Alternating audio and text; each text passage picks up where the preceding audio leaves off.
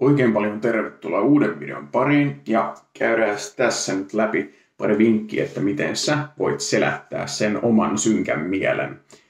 Ja aloitamme siis liikunnalla.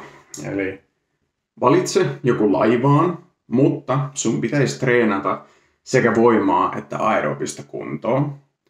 Mä itse teen calisthenics-liikkeitä ja nostelen painoja salilla. Mä juoksen, mä uin, porrastreeniä tulee tehtyä kanssa. Sillä soutulaitteella mä teen joskus. Ja sitten ski-erg siellä salilla. Sekin on hyvä kardioliike.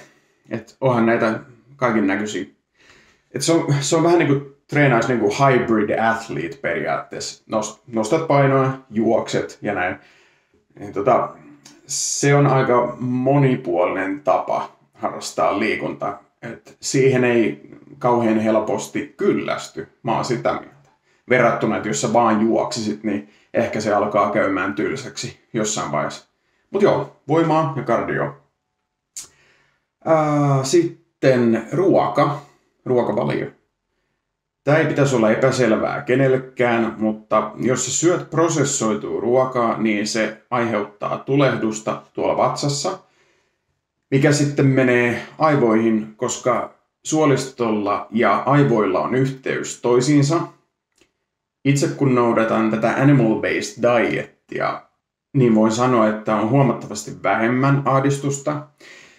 Ja mulla on korkeintaan pieniä hetkiä, jolloin mä oon masentunut, mutta ne ei kauaa kestä. Ne on ehkä maksimissaan parikymmentä minuuttia mieli voi olla mielimaassa, mutta se on vaan väliaikainen tunne. Ja muista, että ne on vaan tunteita, Herran Jumala. Tiedättekö, miten tunteet toimii? Ne tulee ja menee, niin ei ne ole ikuisia. Samoin niin kuin nämä hyvät fiilikset, ei ne kauaa kestä ja huonot fiilikset, nekin lähtee pois jossain vaiheessa. Ja on vaan tunteita, rakkaat ystävät. Sitten meditaatio on kolmas tapa. Jos sun mieli alkaa käymään ylikierroksilla ja kaikki tuntuu toivottomalta, niin istu hetkeksi alas, hengitä syvään ja muistuta itseäsi siitä, että miksi sä teet, mitä sä teet. No sä teet sitä sen takia, että sä voisit hyvin kaikin puolin. Ja sä et voi enää olla se sama henkilö, mitä sä olit muutama vuosi takaperin. Mä olin aikaisemmin se masentunut ja lihava jätkä, jolla oli se uhrin mentaliteetti, niin mä oon tiedostanut sen itselleen, että mä en voi olla se tyyppi enää. Mä oon nyt rakentanut vahvan karakterin tässä vuoden aikana, niin mä oon tosi ylpeä itsestäni, että mä painan menemään joka päivä ja kuitenkin, niin et voi olla se sama tyyppi. Sä teet tätä itsesi takia, koska sä välität itsestäsi. Niin oikeasti se pahin juttu, mitä sä voit tehdä, että kun sä heräät aamusi ja jos sä vaan räpläät jotain somea siellä sängyssä päivät pitkät, niin onko mikään ihme, että sä oot masentunut, jos et sä mitään muuta tee ja sit pelaat pleikkarilla päivät pitkät. Onko ihme, että sulla on paska fiilis koko aika? Niin kannattaisi tehdä semmonen elämäntaparemontti siinä vaiheessa. Ja sitten hengaile hyvien ihmisten kanssa. On se sitten perhe, naisystävä, kaverit, joku treeniporukka ja niin edelleen.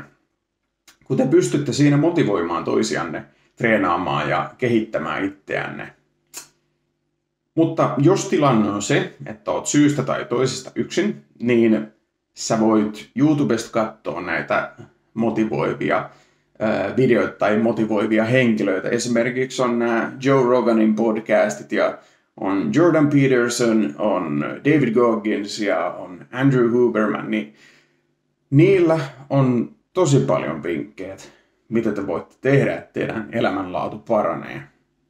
Niin apua on aina saatavilla. Sitten tämmönen bonusvinkki muuten, niin aina kun te käytte suihkussa, niin ottakaa näitä kylmiä suihkuja. Tai jos teillä on joku kylpyamme, niin käykää semmoisessa jääkylvyssä, niin saatte oikein tämmöisen dopamiini boostin, ja se kestää varmaan 2, 3, 4 tuntia, se efekti, se hyvä fiilis. Niin näitä teidän kannattaisi tehdä. Ja tällä taatusti niin selätätte sen helvetin masennuksen. Yksi munkki muuten sanoi, tää oli jossain TEDx-talkissa, joku tämmönen tilaisuus, siis sanoi, että ei ole olemassa mitään masennusta, jos sä oot koko aika aktiivinen ja teet jotain.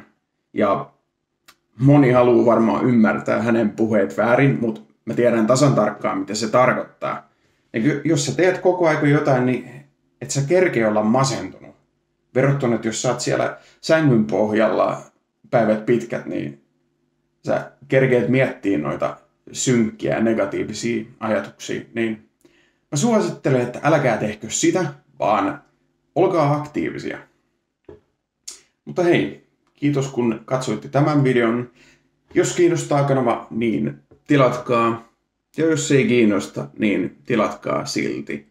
Nähdään seuraavan videon parissa.